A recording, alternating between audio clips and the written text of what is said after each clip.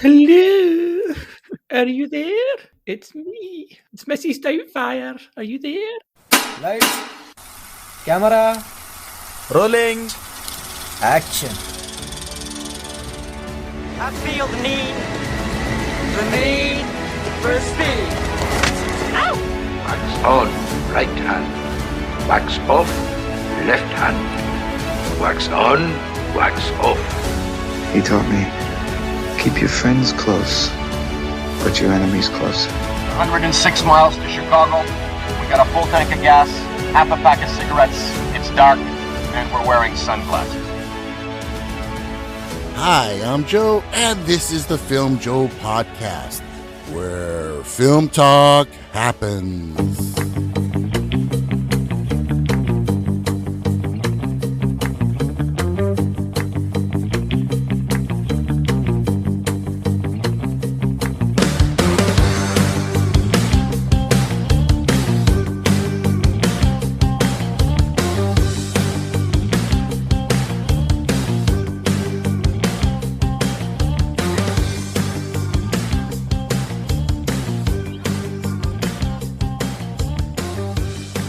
Hi, I'm Joe. And I'm Daisy. And welcome to the podcast where we talk about films, filmmakers, trends, the good, the bad, and the not so bad, all in the spirit and for the love of film. The 1980s. We were at the height of the Cold War. The AIDS epidemic terrified the world. We witnessed the fall of the Berlin Wall. It was also the birth of MTV as we saw how video killed the radio star, while the world of music united in a singular voice declaring, "We are the world," in hopes to end famine in Africa. In Hollywood, we saw the return of a studio-driven film as Steven Spielberg redefined cinema and created the blockbuster. Film became bigger than life and turned your average weekend movie getaway into a cinematic event. So here we are, back for some more 80s fun on our 100th episode. Ooh, 100. Yeah. Yeah, you did it. Yeah. And with that being such an awesome, very special episode, we have a very awesome and special guest, Gavin, half of the dynamic duo of that awesome podcast, the Meandering Movie Podcast. Gavin, welcome, Gavin. Yay, I'm back where film talk happens. This is where I belong. This is where I should be, with reasonable people who want to talk about movies. Not my useless co-host who couldn't even be bothered to show up today. Gary, you're useless, and when you hear this, I hate you. In all fairness, Gavin, he had a legitimate excuse, right? I suppose. But he should be here where film talk happens. We're talking about two great movies. He should be here for this. Oh, Wow. well, we definitely miss him, and hopefully he can, join us at a later episode. That would be awesome. So, but we got you, Gavin, the man, right? Yeah, you got rid of the dead weight, and now you got me, the best that you could ever ask for from the Meandering Movie Podcast. Around. I told you I was going to go into him. You sure did. Well, Gavin, tell us. First of all, I just want to say that I am a genuine, and I'm not just blowing smoke up anybody's ass here. I'm a genuine fan of your show. I look forward to your show. Every new episode, you guys kill me every time. You crack me up, and you get me thinking about what you talk. These films you talk about. You do your deep dives, and you rip each other apart at the same time. It's so much. Gotta love it. Well, thank you. It's weird to have people that are like fans of our podcast and listen to it, because we're used to just being two idiots in a room shouting at each other and not thinking anyone would ever hear it. And then, here we are. Well, I'm sure you got a lot of fans out there. Now, for our audience who may not have heard of your podcast, tell them about your podcast and how it was conceived. Yes, so I'm one half of the Meandering Movie Podcast, which I do with my co-host Gary, where we're 2 times a month, we tackle cinema's biggest topics, its most loftiest ideas. But because he has incredible ADHD and I have astonishing OCD, we can never really find an equilibrium, and we always go off topic and wander off into talking about all sorts of weird nonsense. It's chaotic, much like I'm presenting to you right now. It's absolute chaos. I love chaos. Chaos is where I reign. I love it. Yeah, well, it's an amazing podcast, and you guys initially were, well, up to recently were monthly, which was kind of tough on people like myself who really look forward to your episodes. And and when you announced that you were going bi-weekly and you were going video so we can see your beautiful faces, talk about awesome. film. Yeah, I'm like fan-fucking-tastic. I was so excited. And this is, I genuinely had the thought that, when me and Gary agreed, we're going to move it to 2 times a month. I was like, Joe's going to be so happy. That was a genuine thought I had. I'm like, Joe's going to get that double hit. Oh yeah, I was. When I saw that announcement, I'm like, yes. Yeah, no, and like I said, there's some, got some great episodes out there. One of my favorites actually is the your definitive lists episodes, which I really love. And the best one was the Predator Alien one. Yes, when I allowed Gary to definitively rank every Predator Alien movie, and those franchises are so important to me. I grew up in them. I have Alien tattooed all over my arm. And I thought, you know what? I'll hand the reins over to Gary. And Gary decided to deliver the worst ranking of the Alien and Predator movies I've ever heard in my life. Oh, wow. Oh, gosh. That was because hilarious. It's definitive, I can't argue it. I have to let it be. Right. It's definitive. Exactly. Yes. It's written in stone. It's there. It's, for it can never be changed. Exactly. But before we should, you're at your 100th episode. That's an incredible achievement as well. I came into the Filmjoe podcast sometime last year, and I've been playing catch up, but also listening to the new stuff. I'm also a diehard Liz fan, and I'm kind of sad she isn't here because she's I love you, Daisy, and I love you, Joe. But Liz is she's a show stealer sometimes. With her takes. But yeah, congratulations to you for making it to 100 episodes. That's a big achievement. Oh, thank you so much. It's been fun. Oh yeah, definitely. And yeah, Liz, unfortunately, she's not well. She's been dealing with a bad cold, and we miss her. And but hopefully she'll be back next week. And but yeah, 100 episodes. I never thought we'd make it to this point. I mean, when I conceived the idea, somebody suggested it to me because all I do is talk film and bore the fuck out of people. So that's what I did too, Joe. We're just like each other, right? And they're like, maybe you should go on a global scale. And I think it was just them trying to say, leave me alone and bore the rest of the world. But honestly, I didn't know what the hell I was doing day one. I mean, once I threw the idea out there to my family, my wife was very supportive, and she's like, you're not, because I told her I'm thinking of doing this, and she knows how much I love film, and she's like, no, you're not thinking about doing it. You're going to do this. Mm-hmm. And so I was gifted a mic set with a mixer board and everything, and immediately got to work. And again, I didn't know what the hell I was doing. If you listen to episode 1, it's embarrassingly bad. Usually the first episodes are that way. It doesn't matter who it is. You have to start bad to find your voice to then become who you're meant to be. And we are now who we are meant to be. Yeah, absolutely. And I started my first episode was with my son-in-law, and he couldn't continue doing it. He had other commitments, and so I was out looking for a co-host, and I went with Carlos, my son, and we did about 2 seasons, basic. I think about season and a half, 2 seasons, and we had that. Yeah, and then he started going to college and had a girlfriend, had a part-time job, and it was very difficult for him to kind of squeeze in the time. So he had to leave, and I understood. I mean, it's tough. So, and then Daisy stepped in when Carlos was still on. Yeah. And Daisy's been an awesome co-host, and it's been a lot of and very committed and a lot of fun. And then we brought in Liz, and Liz is quite a firecracker of a person. She's awesome. We love to have her on, and I love her. When she gives her scores on movies she doesn't like, she's like, I didn't like it. 0. When she does not like the movie, and I love that. I freaking love that. I live for that shit. There's just a noise of just and I'm like, yeah, here we go. She's gonna unleash. She's about to rip this shit apart.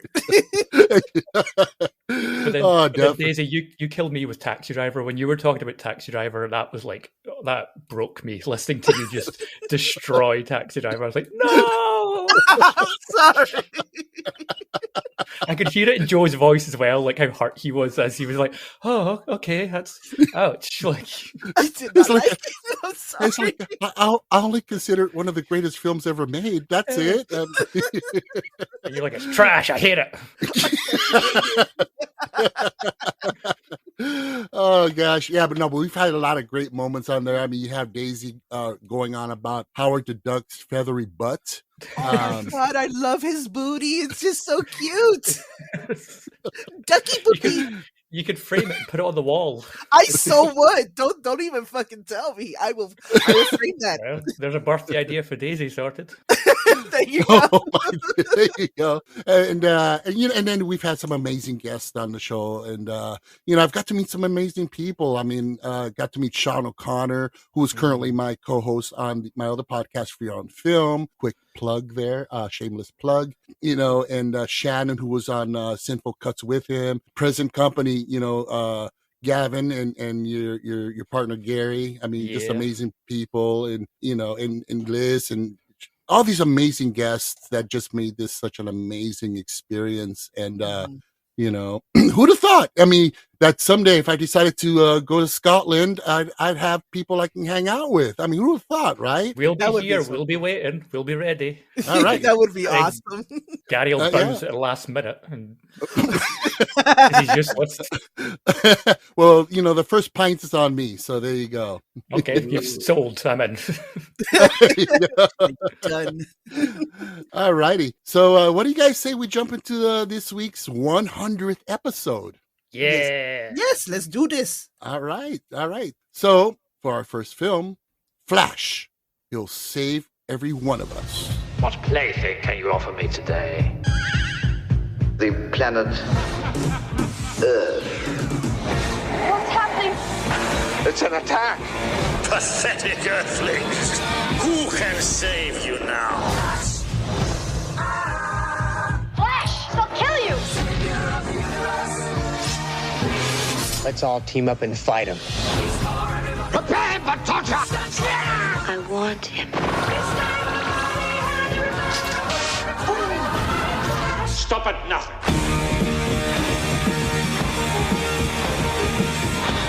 Flash, I love you. But we only have 14 hours to save the Earth. Flash Gordon is still alive.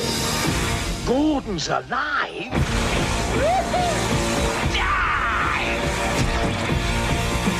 Yes! Must be my lucky day.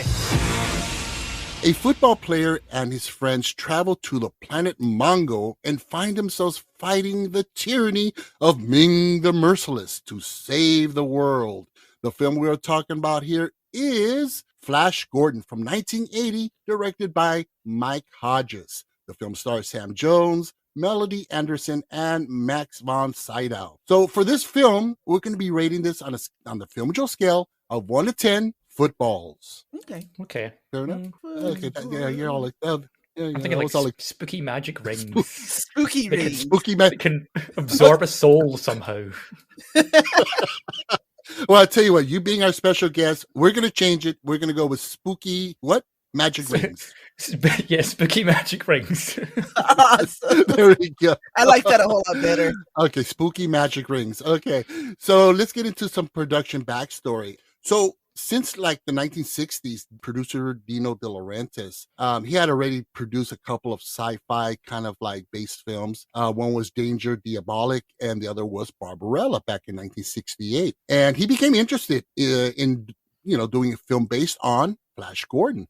So initially, he wanted director Federico Fellini. If you're familiar with Fellini, he was an Italian neorealist. Wasn't he film. like very like what's the word? Established like cinema, art housey kind of cinema, and then Yeah, he did a film called an adaptation of Romeo and Juliet. So this would have been quite a different film with Fellini directing this film. yes, Yeah, so initially, although Fellini he optioned the rights from and they got together, we're going to do this. It never happened. So George Lucas then attempted to make Flash Gordon into film into the early 70s. He was unable to acquire the rights from De Laurentiis. I guess De Laurentiis was like set on making this film himself. So what did Lucas do? He decided to create a little film called Star Wars. That is amazing. I've heard of that. Yeah, it's a little, yeah. So did it what's do all interesting? right? It did a bit of change at the box office, and I think people still watch it today. I'm not sure. It has a bit of a fan following. Yeah, it's very like underground niche. Yeah. Although it, whatever was left of it, it was beat to death by Disney. Oh, but that's another. God, yeah. But that's for another podcast. Don't get me started. And what's interesting, if you guys ever look up any old clips or the opening for Flash Gordon from the 30s and 40s, actually it was the 40s, maybe I have to look it up. But the opening opens with a crawl, telling you what's going on in the episode, kind of like Star Wars. And so because Lucas took that idea for Star Wars. Well, De Laurentiis couldn't do this for his film because it was already used on Star Wars, and he didn't want to draw the parallels. Mm-hmm. So otherwise, we would have had the opening crawl for Flash Gordon, which would have been kind of cool. Yeah. So at that point, De Laurentiis, he hired Nicholas Roeg to make the film with Ferdinando Scarfiotti as production designer. They eventually left the project, and De Laurentiis, and then he considered hiring, here's another interesting directorial choice, he considered hiring Sergio Leone to direct the film. And for those of you who don't know, he directed the spaghetti western, the dollar trilogies of The Good, the Bad, and the Ugly for a few dollars more, Fistful of Dollars. So, and Leone refused because he believed that the script wasn't faithful to the original comic strips. So then that's when he hired Mike Hodges to direct. And principal photography took place entirely in the UK, mainly at Shepperton and Elstree Studios. The film was finally released on December 5th, 1980. Alrighty, guys, so let's get... guess what, guys? Gary, he got through. He's on the line with us. No way! Yeah, all right. So let's get Gary in so he can get some of this. Gavin, you can give him some of you. All right, here we go. Gary, hello. What is up, ladies and gentlemen? I'm so sorry I was late. I've just finished watching the Flash movie with Ezra Miller. I had to catch the end of it for the podcast, obviously, so I'm so sorry. I'm like 20 minutes late. All right, fantastic. But I'm ready to talk DC, Flash, Ezra Miller, time travel. I'm cooked. This is Gary. You may have fucked up here as usual. What? Who's going to break it to him? Gary, you do it. I'm used to saving his skin. What have you saved his skin for once? Dude, I'm sorry, but we were doing Flash Gordon. The wrong Flash. Yeah, we're doing the 80s right now. Oh God! You mean Flash Gordon, the 80s space rock opera starring Brian Blessed? Yes, that's the one. I'll be honest, that's my main takeaway from watching Flash Gordon. Brian Blessed absolutely fucks. 10-10. Oh yeah. Oh, absolutely. Those leather pants. My God.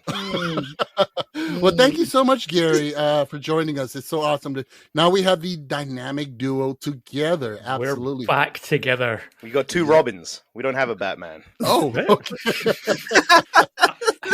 I'm Batman, I'm Alfred, and I'm Robin, and then you're the third Robin. Jason Todd? No, Damian Wayne. Yeah, you're Damian That one Wayne. Sucks. Yeah, exactly. Damian Wayne sucks. How do you think I feel? I've got the sucky Robin on my podcasts. All righty. Well, Gary, since you're just joining us, we're about to go into the discussion aspect of the film. So, So what were your takes on Flash Gordon, Gary? I genuinely loved it. I haven't watched that film since I was like 10. And I remember at 10 years old, my dad, when I was 10, made me watch didn't make me, but he put me down and watch this. Together we watched the Rocky Horror Picture Show and Flash Gordon back to back. Oh, and as like a 10, 11-year-old boy, I think I was sexually awakened too early. With that double. Say, just lots of leather and opera. There's a lot of sexy music and a lot of sexy people.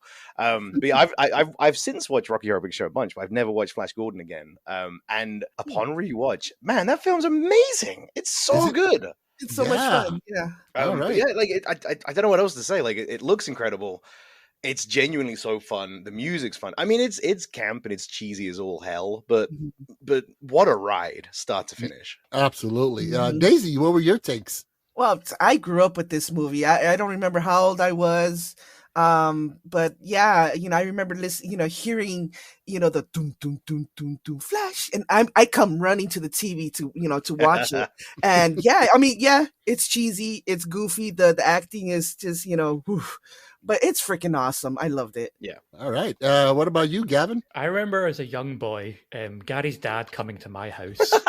And for some reason, he would chap on the door, but then he would kick it in, and he'd be like, "You, little boy, you're going to watch Flash Gordon with me." And I'd be like, okay, this is intense, but sure, if that's what's going to happen.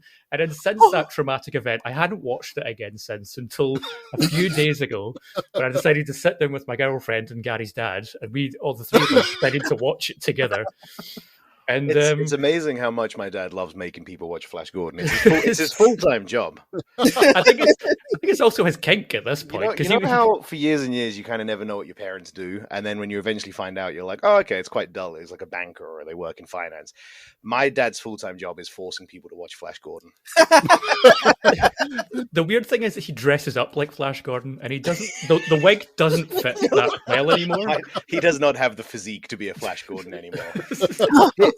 My genuine biggest takeaway from that whole film, by the way, not biggest takeaway, but the one thing I couldn't get over is at the beginning of the movie, like I thought Flash Gordon was like a nickname. You know what I mean? Like he's like Flash Crash, Flash, the boy wonder footballer. Yeah. But his name is just Flash, and he wears a T-shirt saying it.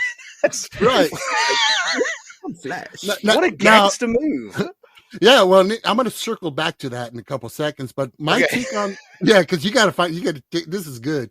I love this film. I've seen it tons of times. Is it cheesy? Yes. Campy? Absolutely. Is it a great film per se? No, but it's so much goddamn fun. And what I love is that Hodges and De Laurentiis, they knew what they were doing here. I don't think, they set out to make something campy and fun. They were not taking themselves seriously, but at the same time, they were taking themselves seriously in making this film what it is. And there was definitely a lot of love and respect. I think that's a great way to put it, Joe. Like the film at its core is a campy space rock opera. And as long as you don't go in expecting anything other than that, it delivers on every front, It's also what's missing from cinema, I feel, at this point, or from movies, which is just let go and just let it be fun. Just let loose with the campy, silly, schlocky rock opera-ness instead of making everything very stringent and grimy and realistic. It's like, no, just have a guy with a big blonde bouffant hairstyle running around in a tank top swinging a sword with a weird bald man that just wants to conquer the universe and conquer as many concubines as he can. And get Brian Blessed in some tiny leather pants and some big old wings and some big gorgeous legs. Well, sometimes, a filmmaker what's on the page films itself. It dictates what direction is going to go, what film this is going to be. And you got directors who will force it the other way with their vision and realize, not realizing that this is, it films itself. It creates itself. And I think that's what makes Flash Gordon such a special film. And I mean, I loved it. Now, I'm going to circle back to you, Gary, where you mentioned the shirt. Yes. Now, is there a story behind this? There is a backstory. Whoa. So apparently in this backstory, Flash, he's a famous football player and so forth. So he has this fan, a female fan, who gifts him the T-shirt. And it's an anonymous female. So what he does is he wears this shirt a lot, hoping that she would see it and he would eventually meet her. Gary's dad did the same thing with me when I was young. I was gonna say that's so romantic. It was, Daisy. It was also romantic when Gary's dad did it for me. Oh, He gave me well, a t-shirt, you- a t-shirt with his for face on years. it, and my entire life I wore this t-shirt with Gary's dad's face on it. And one day I was out, Gary was there, his dad was there, and I went, "You're the man from my t-shirt." And me and Gary became best friends ever since. That's where it all began. That was the impetus of our entire friendship was your dad and Flash That's Gordon. fucking beautiful. Yeah. It was so poetic when you chose us to come on this 100th episode to talk about Flash Gordon, because you didn't realize, Joe, that you were entering into the birthplace of mine and Gary's friendship, which is all through Gary's dad. It's gorgeous. Wow. This is monumental. This is historical, and it brings a tear to my eye. It really does. Yes, very emotional. I always wonder when, obviously we're guests on this podcast, but if you get messages being like, wow, that story was so heartfelt from those two guys, and you have to respond to them being like, they're just full of shit. Like, don't listen to a word they say. It's at this point that Gary's dad joins the call in, and we're just Oh gosh. So, but yeah, I mean, this movie's awesome. I mean, I love it. It's, the set designs, the set pieces, the costumes, but most importantly, Queen. Queen. Yes. It's a score, it's a soundtrack that it's transcended the movie, I feel like, where it's something that's just part of everyday life beyond the movie. Some people, like when I watched it with my girlfriend, she'd never seen the movie, but she'd heard the music. And she was like, oh, is this where the song is from? It's so iconic that you can't escape how great it is. Yeah. I mean, it's you like I said, you can't separate one from the other. You see a still, you hear Flash, the song, right? You hear the song. Or at the very least, the piano. Dun, dun, dun, dun, dun, Yeah. dun. You feel it in your bones. It is amazing. Now, I don't know, you guys, this film, I mean, it's a kid's film, obviously, but at the same, it's a corny kids film. The pillow fight scene. Oh, that was the best part. The scene where the woman's like, the guy's using the ring on her, and she's all like, "Oh, ah!" Yes. That was so uncomfortable. Well, when they're just using telepathy, and she's like, "Oh, I have to." We have to get close to each other, and then they just making out. And what does he think? What does Flash say? Oh, this woman's really turning me on. And then the Queen's like, "What?" He's like, "No, never mind. I didn't say that." And she's like, "I don't understand." And then the doctor as well. She's just like the horniest minx. She's like playing every guy against each other to like one up herself into like a better power position, which I love. Freaking nympho. Yeah. So there's this scene where Del Arden is trying to escape. She's imprisoned or whatever. And this other chick, I don't know who it was. I can't remember. But she's like, here, let me give you this potion that will calm you down. And she's like, it's usually something that Ming the Merciless, he drinks right before making love. Oh, it's a special little up potion. Yeah. Oh, God. So we got magic. It was in a little blue bottle. You would think that he would use his ring for that. The what? You would think that he would use his ring, to. For some reason, I thought you said, Daisy, he uses raisinets. And I'm like, what's raisins got to do with this? He's got a wee pack of raisins and he's got his little special potion. He's like, I'm popping. Oh gosh, but yeah, he's got him dehydrated in a corner. He's dehydrating grapes for his little raisinette. I'll never see raisinets the same way again. I've changed turtles for you, and I've changed raisins for you, Joe. I'm glad I could bring you on this journey. But yeah, this movie is definitely filled with a lot of sexual undertones. I mean, when she's when the princess, she's trying to seduce Flash Gordon. Well, from the beginning, she's like, "I want him for myself," Yeah. She was honest about it. Yeah. She knew what she wanted, and she was going for it. She wasn't an undercover hoe. She was like, "I want that shit." She was above the cover hoe. Oh gosh, yeah, but also going back to the look of this film, this red clouds, the clouds in the sky and everything. beautiful. I mean, the effects were just amazing, and just the color palette. It's a beautiful mix of like some matte paintings and then some miniatures and then wonderful little practical effects, and it all just blends together. And then the sets are just gorgeous. They're lavishly gorgeous. Yeah, and it's also the color scheme of it. Like, it's just popping. Like, every single frame of that movie is like this vibrant neon color scheme. You know what I mean? Like, it's psychedelic. Yeah, it's got this real look about it, and it I think obviously back in the day when it was watched on like kind of in the cinema or on LCD TVs, it would have just had this like real sheen. It would have looked incredible. Oh yeah, and what's interesting is that Daisy, you actually saw this before I did when it was on cable, because I missed out on it, and I really wasn't interested because it looked stupid right at the time. Really? It did. I'm like, I saw it first. Oh wow. Yeah, and so every time it was on cable, like I said, yeah, Daisy would rush into the living room, trip over her toys, flip over, and and crash into the TV. It falls over and breaks. No one watches it. And then she's like, Flash! And it's impossible not to do that. It's impossible not to like. It's like a response, isn't it? And so and I got curious later on in years. I'm like, well, I seen frames from in clips. I'm like, this looks pretty nice. This looks good. And when I finally did see it, it must have been about 15, 20 years ago.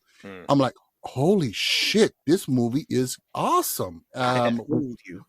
Yeah, Daisy actually has taste in movies. Oh wow, Jesus, man!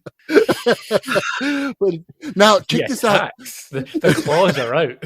I know, right? I didn't do shit. We're just here enjoying our time. Joe's like, "Fuck it, I'm going after Daisy today." He's taking a page from your book, you lanky prick.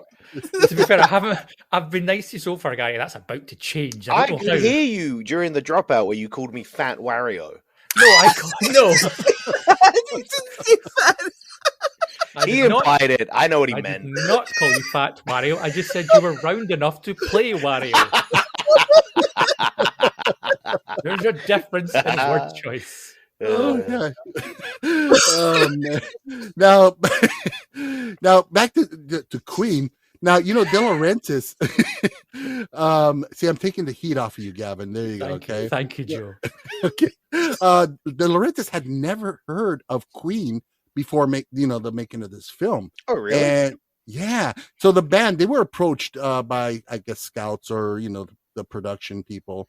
And they approached him for the gig back in '79, and immediately Freddie Mercury and his crew, they were like very, very interested, and so they arranged a meeting with Queen and De Laurentiis. And right before De Laurentiis enters the meeting, he turns to his assistant. He goes, "Who are the Queens?" Oh wow!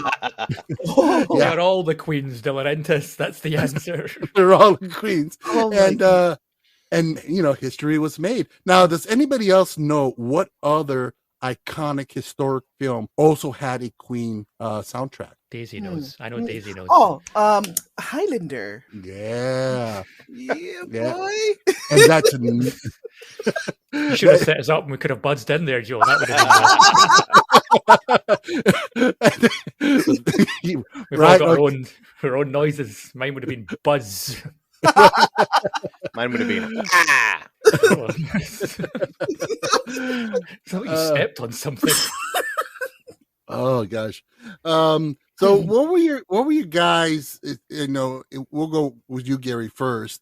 What is the one scene that it's your favorite scene in this film? I mean, and it's chock full of great sequences. There's so many good scenes. I like that I always get to go first because I steal someone else's thunder. I never have to usually mine. I never have to have a secondary one. No, my absolute favorite scene is the attack on the spaceship. Brian Blessed screaming, "There's no better time to die! Dive!" Yeah, the way he screams "dive" is great. He's just everything he says with his teeth. It's that one. I just love it so much. And then it's just this like they're coming down, they're getting blasted, they're fighting. The music's kicking in, like it's incredible.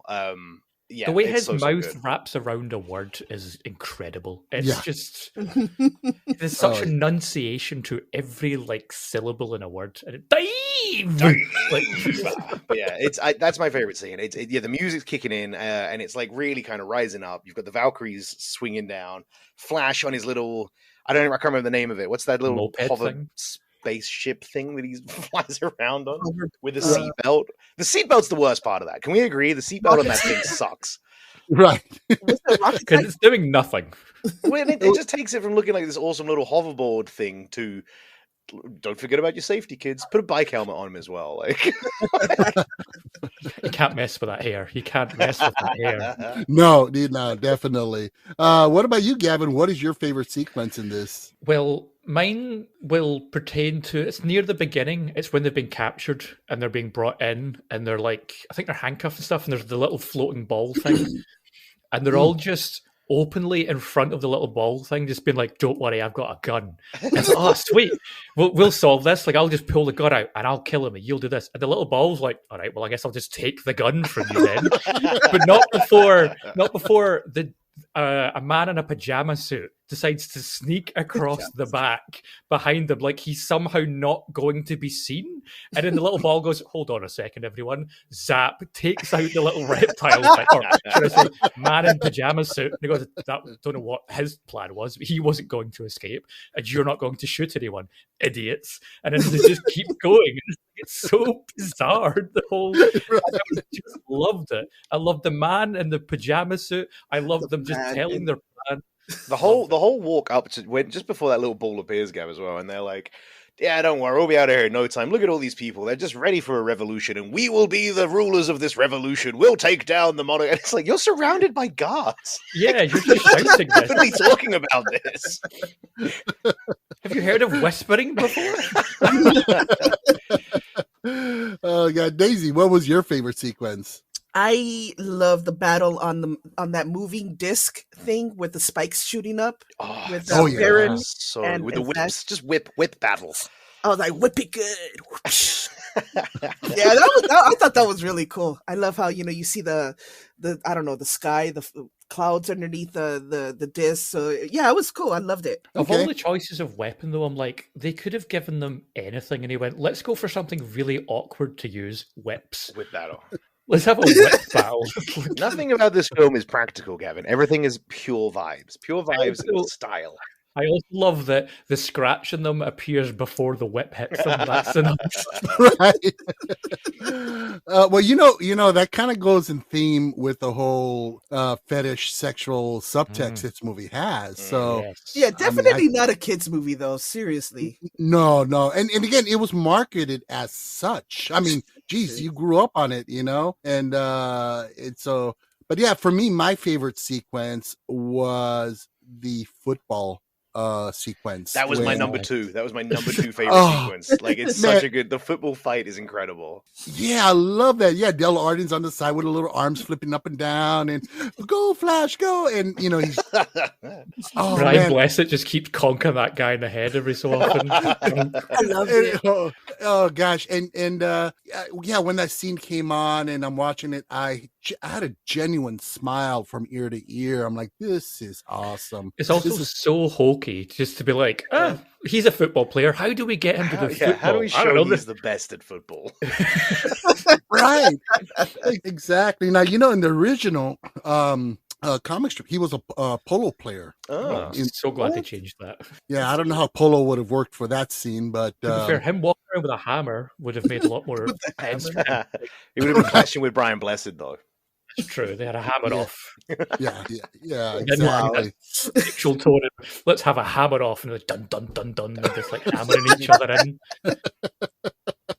Now, what's also great, and it's kind of hard not to keep going back to the amazing soundtrack. But every time there's an action sequence starting up or a battle's about to start, it's the same song. But you know what? You don't get tired of it. You're like, yeah, give me more. I want to hear it again. Yeah, and it works every single time, because I've seen films like that where they have the reoccurring score theme, and you're like, oh, come on, you're beating that horse, that dead horse to death again. And as a callback to when Gary watched Ezra Miller's The Flash earlier, and Wonder Woman shows up in it. Anytime they use that Wonder Woman theme, I'm like, stop it, get rid of that song. It's awful. No one wants it. It's so weird. That's the Wonder Woman tune. It's such a bizarre. It doesn't even fit. None of it makes sense. Get the Flash Gordon theme in there. Right. There you go. But here it works. It really does. It doesn't grow stale at all. And but yeah, this is definitely, in my opinion, for fans of this film, it hasn't dated itself. It's timeless, and it's a great film. Now, let's get into the budget and the box office on this one. Be interesting. The budget at the time was about $35 million, which today is a bit over $136 million. Wow. Box. That's pretty hefty. That is pretty hefty. It is. Yeah. Sets don't pay for themselves, Joe. Right.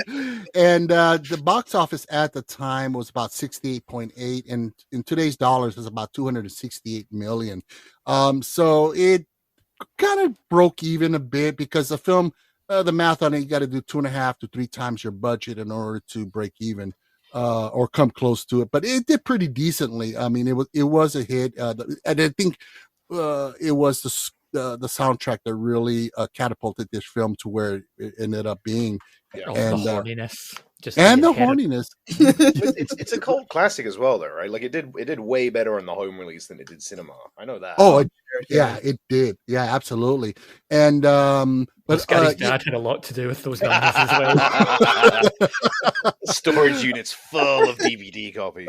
Oh my god! And now this was launched as a potential franchise, and with those numbers, it qualified to be, for more films. But there was a dispute between De Laurentiis and Sam Jones, and he didn't want to do it and so forth. So without Sam Jones, there's no Flash Gordon. I mean, so unfortunately, it never happened. Now, there's been a lot of talk about a remake, and that's been going back and forth. But we'll get into that. Yeah. Mm-hmm. That would be kind of cool. Now, reviews and scores, it received overall positive reviews. Roger Ebert of the Chicago Sun-Times, he described the film as Flash Gordon is played for laughs and wisely so. And which is true. I mean, De Laurentiis and Hodges, they knew what they were doing. They weren't, trying to, do something overly dramatic and so forth. They wanted to have fun, and it came across on the screen. Yeah.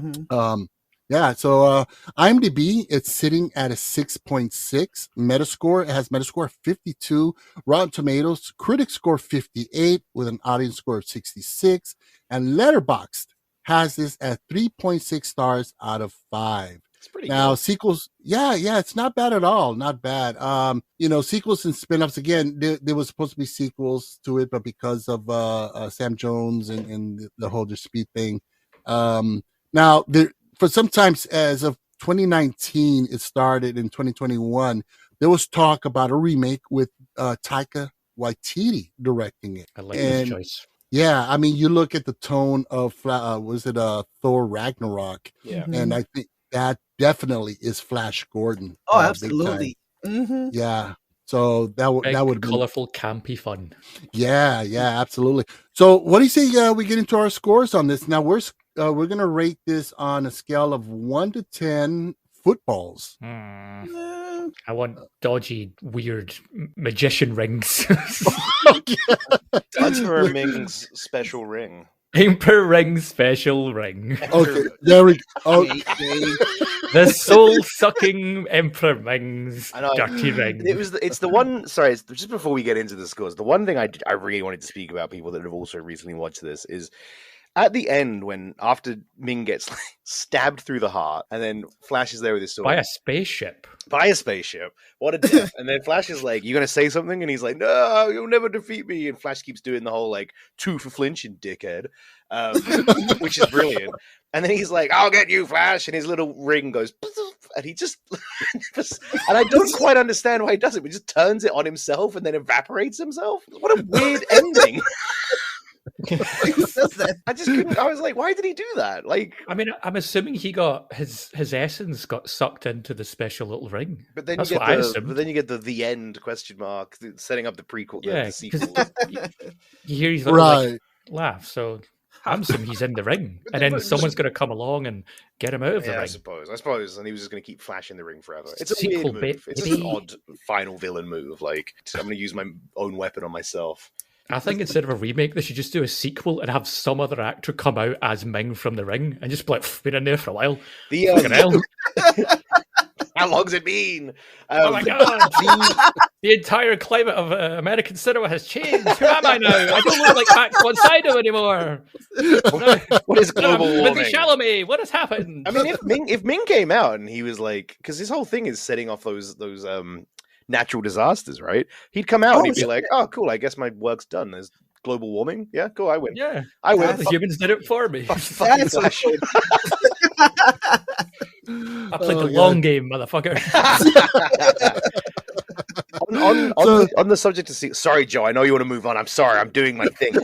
Have you guys seen Ted? Yes. There's the whole Flash Gordon side plot in Ted, which I was like, I forgot about that. yeah, it's such a weird. Like, talking about directors that might want to pick it up, give it to Seth MacFarlane. I think he'd be up for it. I'm going to hard disagree. Well, yeah, I mean, well, look at what he did with the Orville. I mean, that was pretty so good. So I good. love that fucking show. Yeah. Gav's not watching because he's a Star Trek puritan. I'm not a Star Trek Go puritan. clutch your pearls, dickhead. I'm going to go clutch your neck and take you out of this podcast.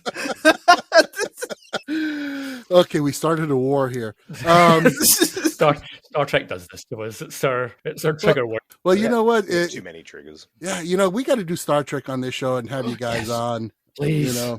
Please let me talk about Star Trek, Joe. No one else will let me talk about Star Trek. Oh Lord! Well, Star Trek is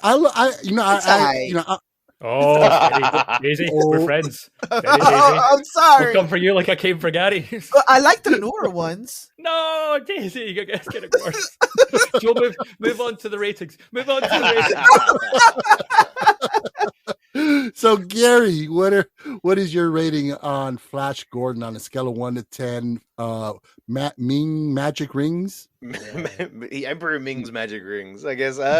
I enjoyed it. It's definitely fun. It's I don't know if I'd use the word timeless necessarily. I think it's definitely aged. So I'm going to give it a good, but not fantastic 6.5 Emperor Ming's magic rings. Wow. Okay, 6.5. All right. Gavin. Well, as a little plug to myself and the Meandering Movie Podcast, who is on Letterboxd, I gave this 3 stars on Letterboxd, but to equate that into Emperor Ming's magic ring, I'm going to up that to 7.5, 8-ish out of 10. Would that not be 4 stars? 7.5. I'm going 7.5, but it's 3 on Letterboxd, 7 here. That's what I've done. Check us out on Letterboxd if you want. Daisy, what is your score? I'm gonna give it a 7.5 Ming rings. Okay. Now Liz, who she's still not feeling well, she went on ahead and sent in her rating on this. And no. Do the well, voice again, Joe. Do the voice. No, she'll kill me. It was so bad. Oh God, dude. No, her score is a 0. She thought it was horrible. She thought it was horrible. Really? Yeah. Yeah. Damn it, Liz. Yeah. There's a sadness in our heart that we have to help, Brian. And so my score, I'm going to give this a solid 8 Ming rings. This is a lot of fun. It's camp. It knows what it is, and it just yeah. I mean, and the hair, Sam Jones's hair is perfect. Beautiful coiffed bouffant hair. I love it. Alrighty, so what do you guys say we jump into our next film? Okay, let's do it. Yep. All right. So next up, Great Scott! I had a horrible nightmare. Dreamed that I went back in time. Wow. Safe and sound now, back in good old 1955. 1955? Wait a minute, Doc. Are you telling me that you built a time machine out of a DeLorean? The way I see it, if you're gonna build a time machine into a car, why not do it with some style? Hey, McFly! This is a big one, the one I've been waiting for all my life. You're my mom. You're my mom.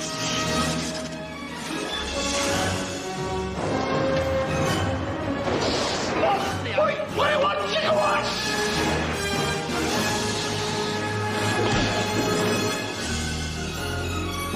Marty, we're sending you back to the future! Marty McFly, a 17-year-old high school student, is accidentally sent 30 years into the past in a time-traveling DeLorean invented by his close friend, the maverick scientist, Doc Brown. The film we're talking about here is Back to the Future from 1985, directed by Robert Zemeckis and written by Bob Gale. The film stars Christopher Lloyd, Michael J. Fox, and Leah Thompson. So, for this film, we're going to be rating this on the Filmjoe scale of 1 to 10 gigawatts. It's good. What the hell is a gigawatt? 1.21 gigawatts. Yeah. It had to be gigawatts or incestuous kisses. It was one or the other. I would take no allowances. I was going to say one. I was going to say 1 to 10 Great Scots. So some production backstory here. Longtime collaborators Bob Gale and Robert Zemeckis, they conceived Back to the Future back in 1980 while they were working on another Spielberg film called Used Cars, the one with Kurt Russell. So the film comes out, Used Cars, and it is a box office flop. So following this release, Bob Gale, he went to go visit his parents, and he came across his father's high school yearbook. And he looked at the picture and he thought about it. And he, wow, that's my dad. I wonder if we would have gotten along in back then if I would meet him as he was. And he thought probably not. But he decided, why don't I write a script about it and put this theory to work? So he calls Zemeckis and they went over it and they loved it. And they went ahead and started to develop the script. And, they desperately wanted to make a hit because of Used Cars being a financial disappointment. They wanted to kind of get back into the game. So Gale and Zemeckis, they began a draft in late 1980. In September of 1980, Gale and Zemeckis, they pitched their idea to Columbia Pictures President Frank Price, who liked Used Cars, one out of 2 million people. And Gale and Zemeckis completed the first draft on February of 1981, but Price believed it needed significant refinement. So some early concepts were abandoned. Originally, Marty's actions in 55, they had more of an impact in the future and making 85 more futuristic and advanced. But people who read the script, they thought it was a bad idea. Marty's father also, he becomes a boxer, and that results in him knocking out Biff at the end. Again, they took this out. The time machine was supposed to be like a stationary object, and it was moved back and forth at the back of a truck.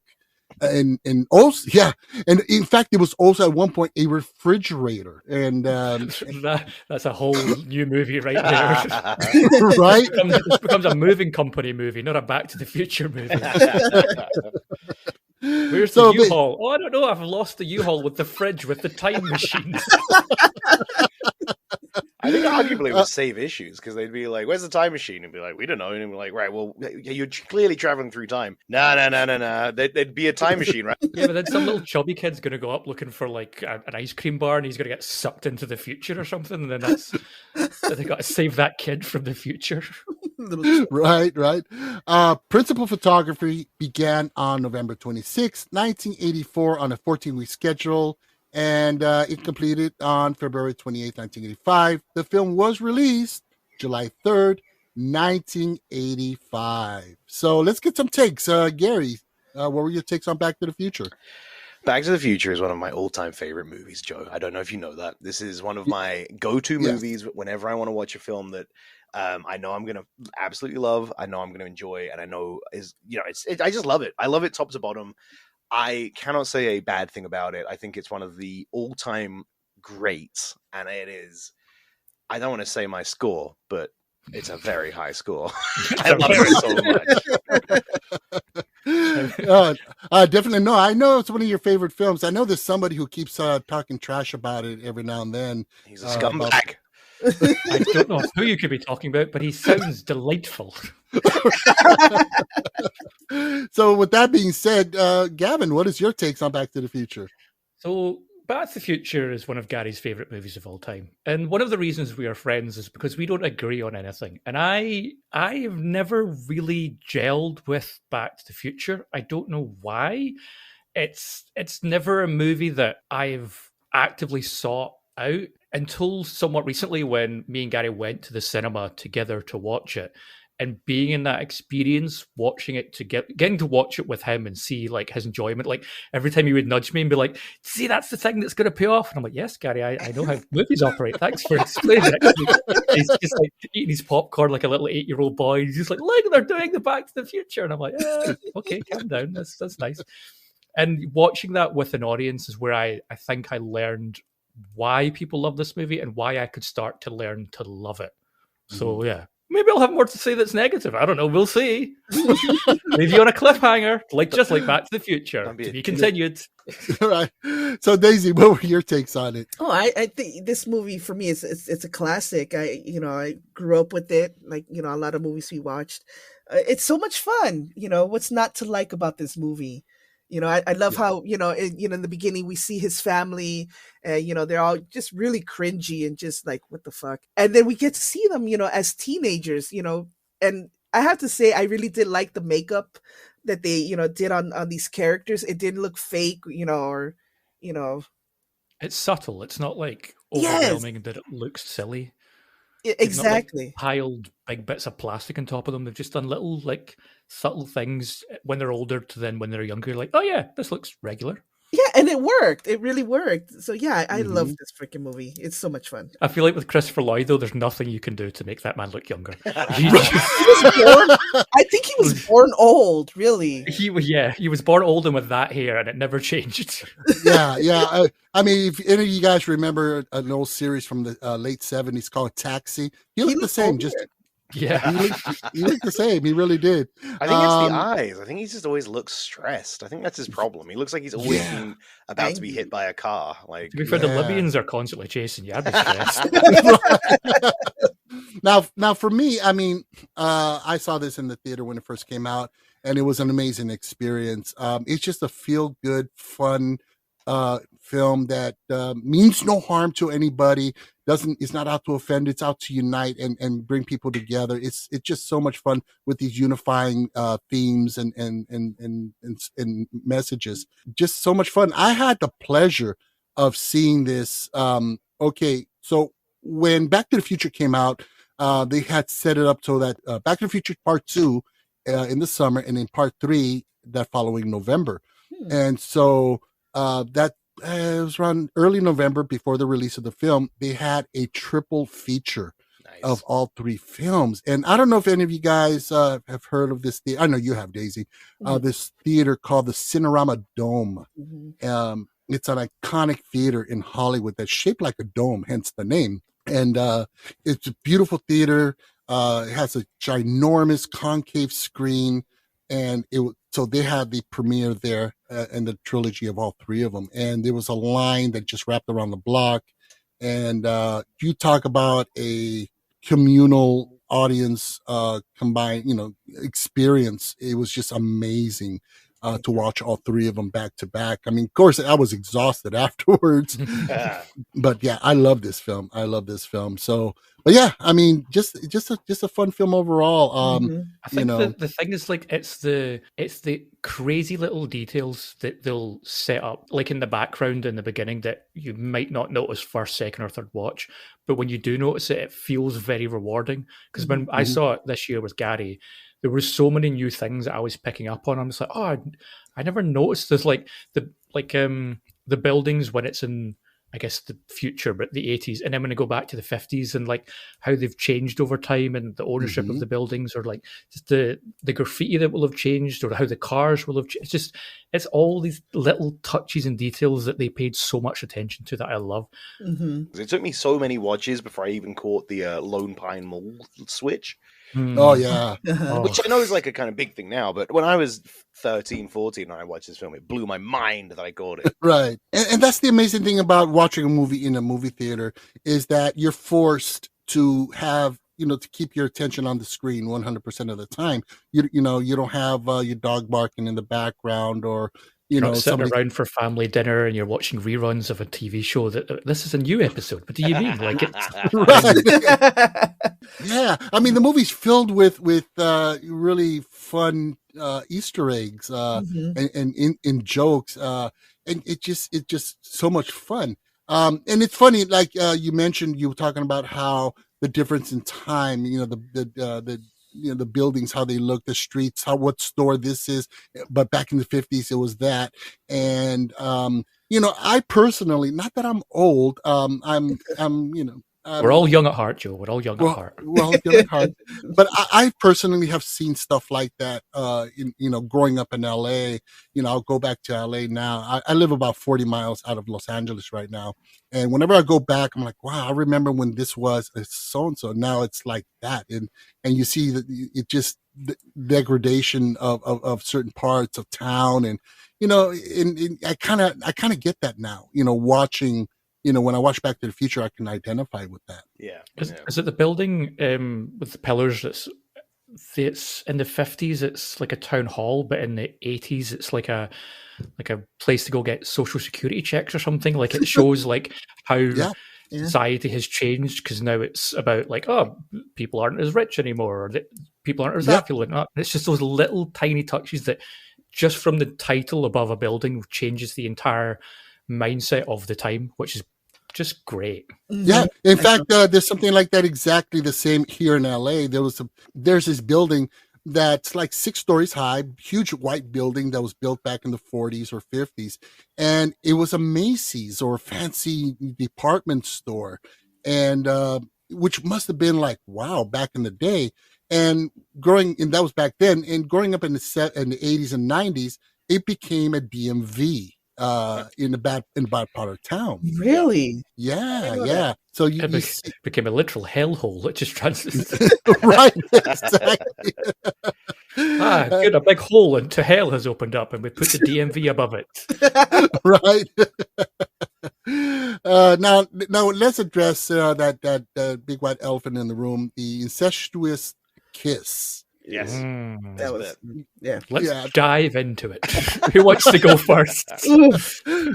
Well, Gary, what were your thoughts on that? I was going to say Gary as well. You're good at talking about incest. On you go, Gary. I think it's fun. It's played for laughs. The film knows what it's doing. You know what I mean? Like, and at least to quote Gary Copeland Boyd, incest is fun. At least, I think if I was Marty McFly, I would have just gone down. I would have been. Whoa. She's so dirty. That escalated so quickly. What can I say? Marty McFly, yeah. I'm a simple man. And I think Leah Thompson is fit. But she's not your mum. But she's barely his mum in the 50s. It's like 30-year difference. What does that mean? I'm so glad we went to you first. So I'm all for it. I think Marty McFly had a real misstep. Here's my take. Here's what I think. Marty McFly gets off with his mum. Then when Doc is all like, "What are you doing, Marty? We're gonna have to go back in time to stop you from getting on for your mum." Then they go back in time again, and then there's 2 Marty McFlys to both go on his mum at the same time. Like, you know what I mean? Then go back again, back again, back again. However many times Leah Thompson fancies it. What kind of nightmarish time cycle have you made? There'd be no stopping me. Doc Brown would have been like, "Marty, you can't." I mean, I'd have clocked him. I'd have stolen the DeLorean. See, I was going with, Marty's going to end up being his own father, but you had to go with the Marty gangbang. I mean, how did your brain get there? Because Leah Thompson's hot. What are you not getting? This is mom, for God's sakes. There's a darkness inside of you. There's a horniness inside of me. Oh, there's a and it's not even deep down. It's right on the surface. Just the scummy top. Oh my god! But you're right. But you're right, Gary. It's you know, in the hands of a different director or a lesser director, this would have come across cringe. But I think Zemeckis, you're right. He kind of plays it very lightheartedly, very innocent-like, and you know, he rides that fine line and he makes it work. You know, not like Leah Thompson, you know, having sex with a duck. That shit was wrong. Also on my list of things that I'm fine with. I love that film. I love that scene. Hold on, the last time I was on the Filmjoe podcast, I brought up a poster of two turtles having sex, and everyone lost their mind. Not because I wanted to see turtles having sex, but because I was interested that a young boy had that poster. Gary is now sitting here being like, "Yeah, Leah Thompson fucking her son and a duck," and everyone's just silent, being like, "Yeah, Gary's talking absolute sense." What's happening? What madness is this? Because everyone deep down who's watched Back to the Future or Howard the Duck is thinking the same thing. It's just I have the courage to stand up and openly admit it. So if I had said, "Oh, why's the boy got a picture of Leah Thompson boning a turtle?" That would be everyone would be like fine with that. When did Leah Thompson bone a turtle, Gavin? I'm saying if that did happen, but it never did. But it never did. So you're still weird. You're still going on about turtles. It's still bizarre. We could there's a wrongness to all of this. Oh man! Why did? Sorry, I know it's the wrong film. Leah Thompson, like looking at Howard the Duck, it's such a rip out of what's buying. What's the word, Gavin? When you buy into a film, suspension of disbelief. Suspension of disbelief. It just rips you straight out of it when she's looking at this giant paper mache duck and is like, "Yeah, I'm gonna have sex with that." It's the cute booty, am I right, Daisy? It's the cute booty. It's that cute booty. It's that ducky booty. Okay, so Joe's desperately trying to get us out of this. He's like, "Why did I bring up? Why did I let them back? That's the question." Oh yeah, let's. I'm trying to find a clever segue.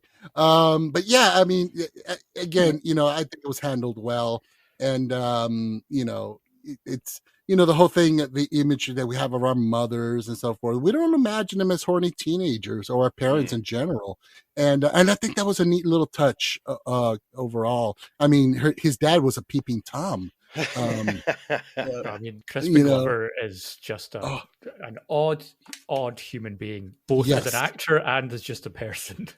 Yeah, and and it plays in well to some of his roles. Have either of you ever seen a movie called Willard? No. It's a horror film about a guy who has a bunch of pet rats who are, they're loyal to him, and he sets them out to kill people who wrong him. And Crispin Glover was great. I mean, it's a remake from a 70s film, which is actually, it spawned a sequel called Ben, about a killer rat and a little boy. And you cried at 70. I did because this song Ben by Michael Jackson. Ben, yeah. Well, that's where it comes from, and he's singing about a rat. Do you think Crispin Glover did method acting for that movie? Because he seemed like a man who would just actively send rats out to kill people in real life. The Charlie's Angels movies, he was obsessed with hair, and he would cut people's hair off and then make things out of it. I can't remember. He was weird in that movie as well. Creepy as hell. Yeah, well, they got casting directors go. They're like, well, we need a weird motherfucker who's just kind of like way out there. Oh, Crispin Glover. Crispin Glover's around. Get him back. Yeah, he's kind of fell off the face of the earth. I mean, the guy is a damn good actor. He really is. But I think Back to the Future 2, wasn't it? I think Back to the Future 2, he burned all of his bridges, and that's why he stopped being in the limelight. Yeah, and I mean, that and his general eccentricities as a human being. Not that that's a bad thing or whatever, but it just doesn't gel well with producers, I guess, and that's unfortunate. So as a movie with casting is so good. Like the actor who plays Biff, he is great in that role. Like whether it's in the first one or the second one or even the third one, he is so great at what's the word, evolving himself into what that version of Biff needs to be. And at all times he is so punchable. Yeah, great bully, just a great ham-headed bully. Well, that's amazing. That's what's great is that Thomas Wilson, he owns that role. It's his. He wears it like a badge of honor. There's a lot of actors and actresses out in Hollywood who say, I don't want to just be known for this. And they go all snobbish about it and they try to distance themselves from it.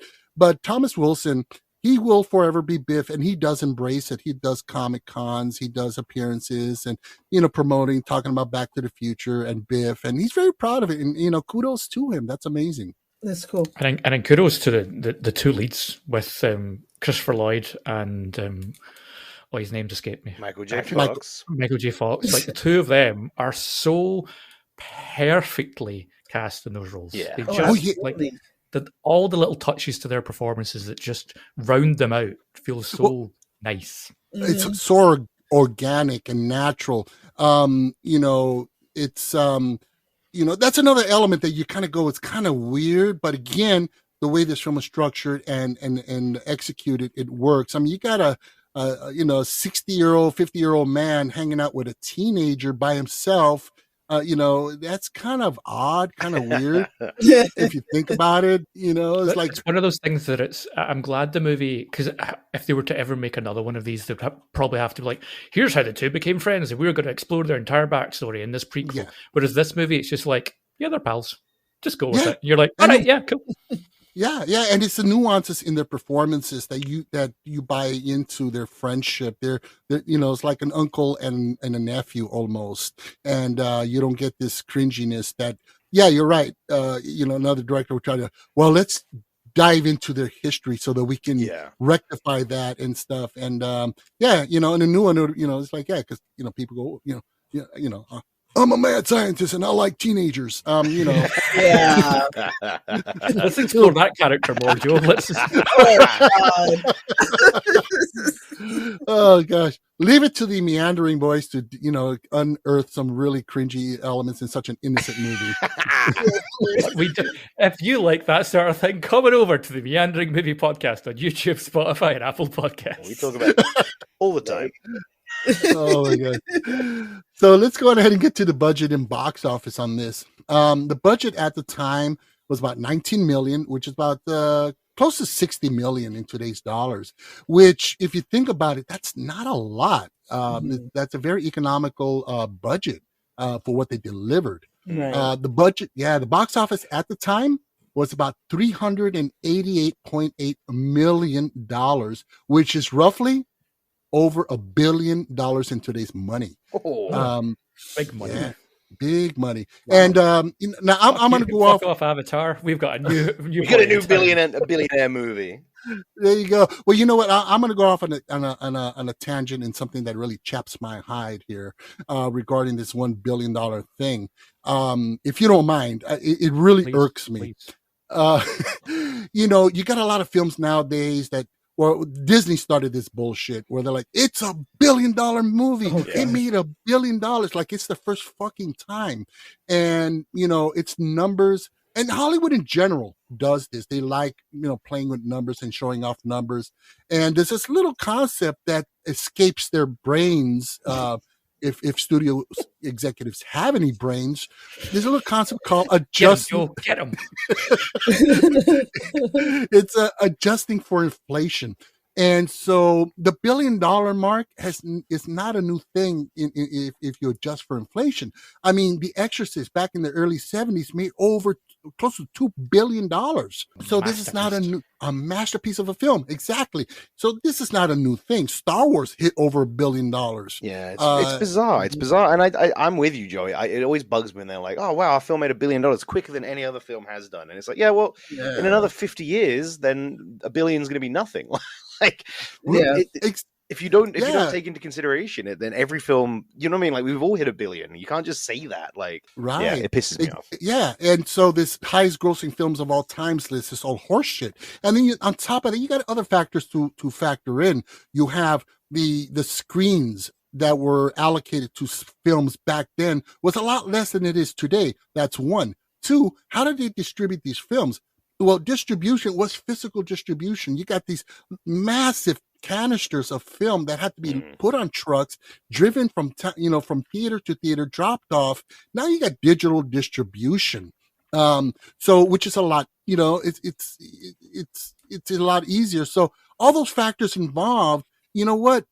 Uh, it's horseshit. So that's just my thing. I just need to get off my chest. It is. It is a weird. You're right. It is a weird thing. It's something I think me and Gary want to talk about more in the future. Is this weird obsession, not now just in like the movie industry, but then like the media that talks about it, and or YouTubers or people who talk about it, where they become so obsessed with the amount of money a movie makes. And I'm like, you don't have a stake in this. Like, why are you excited that this Spider-Man did better than that Spider-Man or whatever? Or like this, like Paramount had a bigger take than Warner Bros. Like, why is this something we're all so into and like talking about and becoming obsessed with?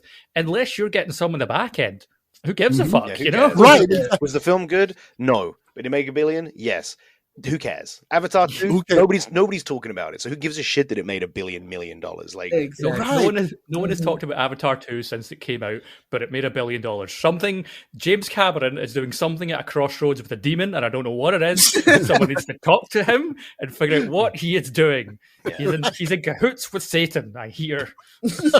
a month after that film had released and it had already hit the $1 billion mark, and I was doing one of my pub quizzes, and I put in the quiz to highlight that not a single person gives a fuck about those films. I said, name me 3 of the 5 main characters in Avatar 2, because the kids are the main characters, right? Right. Nobody got the point. Not a single team. And I'm like, we've all seen that film. Everyone's seen that film, and yet no one can remember a single character's name. Like, it's mindless. It's crazy. Yeah, it's not a memorable film. And another thing to keep in mind, like for myself, I track numbers as one would track ratings on a show. That's what the dollar signs are for me. Yeah. And because to me, that dictates the market, where it's going to go, and the trends, and and also we also need to keep in mind. I mean, this movie made 100 million.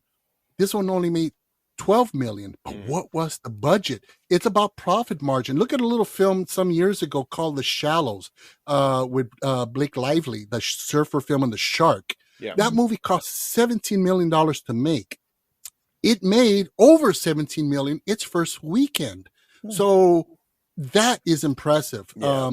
I think Paranormal Activity is the one that, unless it's been beaten, but I think it was the record holder for the biggest profit because it was made on a shoestring, but then obviously made $1 million, like made so much cash. Like, so Wow. if you want to talk about profit, rather than a film that cost 700 million to make and made $1 billion, which is really only 300 million, look at Paranormal Activity, which cost them, I think it's something mental, like under 100,000, and yet it made millions on millions. Like, it's crazy the difference between Paranormal Activity's spend and profit.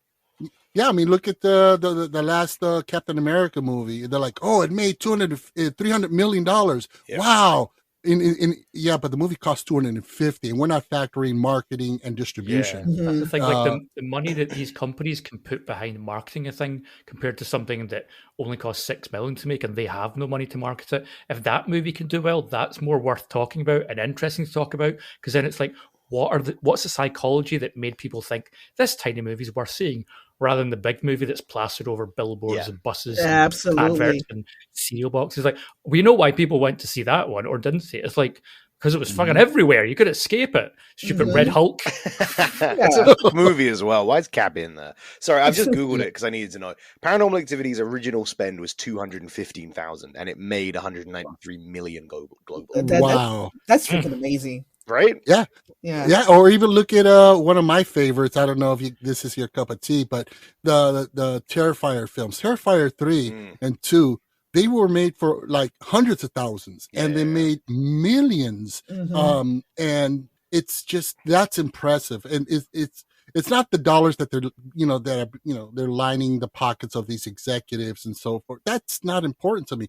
But what's impressive is how this film resonated with the moviegoers, and that's reflected in the numbers. And to see where, like, I do Fear on Film, the horror podcast. I'm a fanboy. Thank you. Little shameless plug there. But it's exciting for me what's going on in the world of horror, because you got these A24 films, Neon, Magnet, IFC. They're coming out with these little tiny films, and they're tripling their budget in the box office. But it's about, wow, that means we're going to see more of this kind of stuff, more films like Presence and Oddity and films along that line. And so, yeah, that's why I track numbers, not because I'm like, oh, I'm going to, I got points off the back end. Yeah. But yeah. So enough of my rant. Sorry about that. So let's get into the reviews and scores on this. So the film received pretty much just across the board positive reviews. Roger Ebert, he said that the film offered humanity, charm, humor, and many surprises that were amongst its greatest pleasures. And that's what this film is. If you wrap it up in a nutshell, it is just a great pleasure to watch. Yes, it is. Over and over again. IMDb, it's sitting at 8.5. Metascore, 87. Rotten Tomatoes critic score, 93%, with an audience score of 95. And Letterboxd has this at 3.2 stars out of 5. And of course, we got the sequels and spin-offs. Two sequels, Back to the Future 2 and 3 in 89 and 90. So what were you guys' takes on part 2? Let's start with that. Gary. So I'm still a big fan. I definitely go back to the Future 1 all the time. I can happily rewatch Back to the Future 1. But I think it's, and I think I'd probably do once a year, but I do find that the trilogy is like maybe every 5 years, every 6-year watch. I find that I enjoy 2, I enjoy 3. And I spoke to Gav about this before. Like I personally treat Back to the Future 1 as its own film, and then 2 and 3 kind of as like a two-parter. Like, yeah, you know what I mean? Like I watch them back to back. Usually, I don't bother with them. Like I'm never going to stick on 2 or 3 by itself. But like I do really enjoy 2. I do think it lost it a touch. It doesn't quite hit the same highs, but it's still a good, enjoyable film. And I personally think it's a great sequel to a great film. And then I think, not that you've asked me, but I think 3 is also a great sequel to a great film. But neither of them quite reach the highs of Back to the Future 1, which is a shame. Yeah. Absolutely. I mean, it's lightning in a bottle is what it is. Yeah, for sure. Yeah. Daisy. I thought this the sequel was so much fun because I loved how they showed the evolution of technology, like that Jaws hologram, which was like I thought that was really cool. The hoverboards. 2015, remember, guys, we're a couple years off it, and then we'll have all that stuff. We're living in that reality right now. Oh, absolutely. My chair's floating at the moment. So I'm a big fan of technology. I'm a sucker, for playing with my VR headset and stuff like that. So yeah, I love seeing a lot of those things being portrayed in that movie. With the food hydrator where they put in a Pizza Hut pizza. It's a little tiny thing, so good, and it's all huge when it comes out. I was like, oh shit, that is so cool. So, yeah, it was a fun movie. I really enjoyed it. Okay, Gavin, what are your takes on the sequels? Here we go. Oh shit! Don't I know? It's good. It's going to be good. I think. Again, it's never a trilogy that's resonated that much with me. The second one, I think, is the one I've seen the most. I just like the world that they build in the future. I like that kind of large neon, like Daisy, you were saying, with like everything with the Jaws stuff and the hoverboards. Like I just like being in that world more. So I like watching that movie more. I find it more fun. And then the third one is like, I love Westerns, and it's one of the worst Westerns that's ever existed.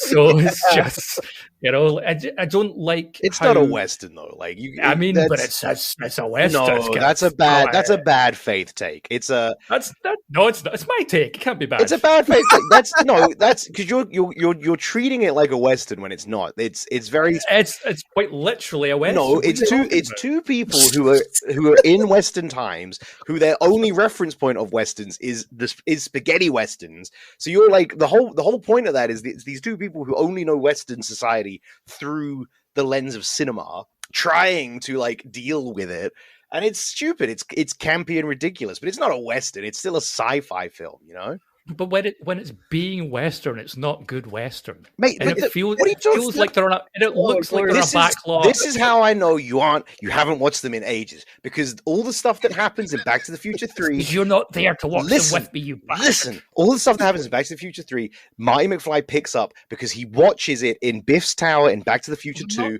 and it's a cool. Talking about the Marty McFly stuff, I'm talking about when they're in the world and the world's happening to them around them. It doesn't look or feel good. Because it's not a Western, it's a sci-fi camp ridiculous film. It's my point. No, you're missing my point. Fuck you.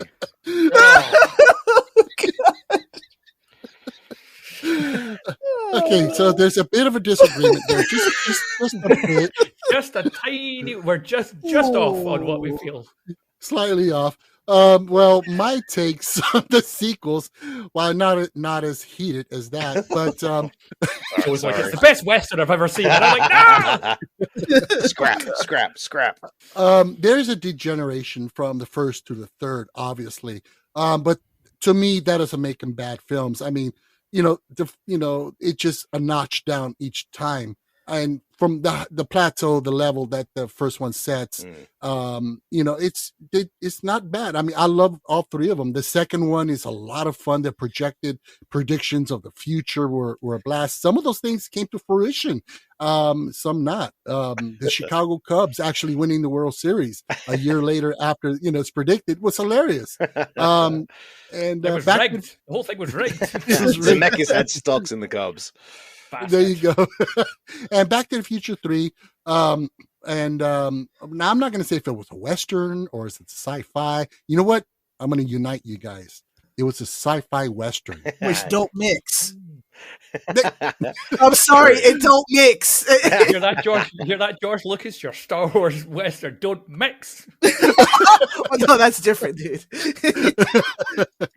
But it was a lot of fun. I mean, some of the gags kind of grew a little dry by the third one. They were regurgitated. It was the same gags over and over. Yeah, but I still found them a lot of fun. And so as a whole, I love the trilogy. And let that little boy in that train go for a pee. Jesus Christ. Child endangerment. It's one of the most, what an incredible miss as well, that little kid's just grabbing his dick at the end of the film. Like, it's so funny. No one picked up. Please let me pee. I've been standing up here for 8 hours. I've never noticed that, actually. Have you never seen that? Watch it again. No. Oh, yeah, the train at the end of Back to the Future 3, Doc's son is like grabbing his penis and he's talking to someone off camera, pointing at it and then mouthing, "I have to pee." What the fuck? But he wow. obviously doesn't want to break the scene, so he doesn't shout or anything. But yeah, he goes through the whole scene, and they just nobody caught it. They left it in. Like, I don't know if it was the last take of the day or something. Well, that's worth watching it again. That before Gary explained that, you both were like, "What the fuck are you talking about? Little kid on the train with a pee. Is he all right?" Oh man, that's I never knew that. So what do you say we go into our ratings on this one? Gary, you go first. So for Back to the Future 1, yes, 10 out of 10 incestuous kisses. Jesus. 10 out of 10. 100 out of 10. 100 incestuous kisses. 100 incestuous kisses out of 10. Yes, please. Okay. Wow. Gavin, how do you follow that? I leave. You never hear from me again. I disappear and move to the wilderness. Escape this incest, man. Before I rewatched this movie this year, I originally probably would have given this maybe like a 5.5. But on recent rewatch, being in a cinema, being surrounded with an audience, being with my friend Gary, who I love dearly, even though it doesn't seem like it sometimes, and sharing in that experience with him and with other people and getting to understand why it's a movie for the cinema and for people, I'm going to give it 8 out of 10. Gigawatts. Yeah, gigawatts. Yay. Nice. Okay, Daisy, your score. Okay, well, I can't find anything wrong with this movie. I thought it was awesome, pure perfection. I'm going to give it a 10. Yes. Nice. Here's little old me down here with my 8. Like, hello. You suck. Come on, Joe, be on my side. I'm going to feel like a real dick. We're guesting his podcast. And I'm going to have to tear him down. Well, before we get to my controversial score, let's get Liz's score. Liz, Love this film. She gave it a solid 10 as well. Yes! Jesus Christ. It's just a fact. It's a great film. Yeah. I'm going to say I think Flash Gordon's better than Back to the Future. Fuck you. There, I said No it. fucking I said way. it. No I said way. it. Boom. Boom. Said it. Come at me, people. Hey, Gav. Come at me. Gav. Do you know how I know Yeah. you're talking shit? Why? Because not 40 minutes ago you gave that 7.5 out of 10, and you just gave Back to the Future 8 out of 10. That's a great point. when you deliver facts like that, there's no argument that can be made. Well, All right. So my score, I mean, this is just, it's like an old friend that you revisit time after time. And it's such a warm, fun film. I love it. It's the kind of film, the credits roll, you're still smiling. I'm going to give this a solid 10 as well. Yes! wow. We all love it. Yeah. We all love it. Yeah, It's a great film. It's perfection. Before I saw it this year, I was going to go for like a 5.5. And, then, and you're all like 10. I'm like, oh my God. Because it's a masterpiece. We all love it. Do you know, this is on topic, off topic, talking about Back to the Future 2. My favorite bit in Back to the Future 2 of all the film. And it genuinely might be my favorite bit in all three of the trilogies, to be honest. But like, in Back to the Future 2, it happens when Christopher Lloyd turns up and he goes, "Marty, you may not recognize me because I had to get some age reduction surgery, but I put some makeup on so you couldn't tell."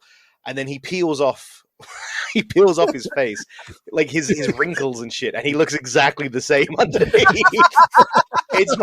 And like for years I thought it was a gag. I thought that was the whole bit, but no. If you watch it, it's because Christopher Lloyd didn't like the old man makeup from the first film, so he was like, "I need a reason to not have old man makeup." But he still looks old as shit underneath it. So I thought it was the same. yeah, I just thought it was just like a funny gag they put in because he's old looking. But no, it's he does look different, but not different enough that I thought it was worth it.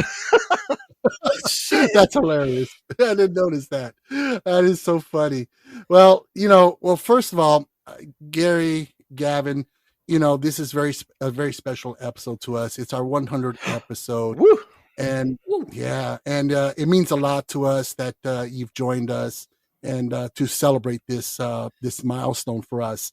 And I really want to take this opportunity to thank a bunch of folks who really have made this journey an amazing one. I've met, Daisy and I, we've met some amazing people, being able to, doing this podcast. So, we got Robin Simone, thank you so much. Melvin of the Cinematic Doctrine podcast. My good buddy over at Fear on Film, Sean O'Connor. Yes, you two. Notice me. I want him to see me. Oh, he's a big fan. He's a big fan of you guys. Yes. Who does he like more, Gavin or Gary? He likes both of you equally. Thank you, Joe. Thank you for that diplomatic answer, Joe. Because if you said Gary, my heart would have been broken, and I couldn't have taken it. Yeah, well, that's the official answer, but the unofficial anyway. There is an unofficial answer. There is, doesn't. And to you two gentlemen, you guys have been amazing, very supportive of us, and just so much fun to work with. Thank you so much, Eric Hansen over at the Cradle to the Grave. An amazing individual, just a great guy. Shannon Montalbano of Sinful Cuts. Liz, our co-host and also host of Outro Side Ghost. Mika of Cinematic Nightmares. And Daisy, thank you so much. You have been and you still are an amazing co-host. And if I could trade you for Gary, I would do it in a heartbeat. Wow. Daisy in. I'm quitting the podcast after this episode, Gav. We're having a long chat. I'm sorry. It's our mutual love for Glenn Powell that brings us together. Me and Daisy are connected by Glenn Powell. We are one because of him. Yes. Which, by the way, Sean O'Connor, he's vying for the top spot. He wants to knock Glenn Powell off of that spot. He wants to be number one for you, not Glenn Powell. Well, I think the two of them should have a oily mud wrestle. I don't know how I feel about that. Unbothered, I think. Daisy, you can look away and I'll just tell you what the result is. Damn it. It's like I'm so torn. You're like, do I want this? Do I not? I don't know. Okay. And apologies in advance to my partner, Sean. I didn't know it was going to go that route. Neither did I. And then my head stopped working and my mouth started talking. And here we are. So went there. Oh, God. So before we sign off here, gentlemen, why don't you tell our listeners about your podcast and where they can find it? Well, yeah, first, we want to just say thank you for having us on the 100th episode as well. Yeah. You could have chosen anyone, and you chose us, these two. I'm so sorry. Stupid men just shouting at each other. We're so... but yes, if you, for some reason out there, liked this, we are the Meandering Movie Podcast. We are on YouTube, we are on Spotify, we're on Apple Podcasts. You'll find us on Instagram and TikTok. We tackle film's biggest topics. And terribly, but sometimes we are genius without even realizing how we got there, and we say something that's sometimes smart. So if you would like to explore that with us, come over, check us out, give us a follow, give us a comment, let us know you came from the Filmjoe podcast to us, so that we can get even more. We can chat where film talk happens outside of the Filmjoe podcast. I would encourage you guys all to come and listen to our podcast, because I wrote us a new theme song and it fucking slaps. And you can see what we look like on YouTube. And they are as beautiful as they sound. People. We are pale and Scottish. And I'm fat. And you look like Wario, and I look like Waluigi. We're not even the good Mario Brothers. We're the evil counterparts. Alrighty, folks. So again, thank you, gentlemen. I'm so appreciative. Thank you. Right? And join us next week as we continue our journey into the 1980s with a couple of very interesting films. We have Return to Oz and The Beastmaster. Yeah, that's going to be a lot of fun. So, folks, we really hope you enjoyed the show. Please help to support the podcast by giving us a nice 5-star rating. Leave us a good review. Or another way is to simply subscribe and or follow us on Amazon, Spotify, iHeartRadio, Deezer, Audible, Boomplay, Apple Podcasts, or wherever you get your podcast fix. You can also catch me on my monthly horror podcast, Fear on Film, with Sean O'Connor, where we unpack the latest in horror films. And it's available on all the same platforms. And as for Liz, you can catch her on her podcast, Ouch, Was That a Ghost? On Patreon, Spotify, Amazon, and most platforms for you look for. Try to catch your creepy podcast fix. Also, don't forget to check us out on Instagram, YouTube, Threads, TikTok, and Blue Sky.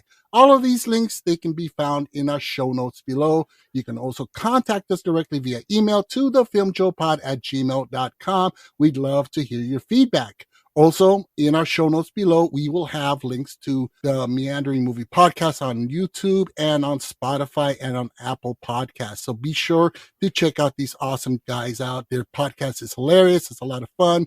It's eye-opening and educational. Eye-opening is a great word. Brain melting and eye-opening. All righty. So with that being said, I'm Joe. I'm Daisy. I'm Gary. And I'm Gavin. And this is the Filmjoe Podcast, where film talk happens.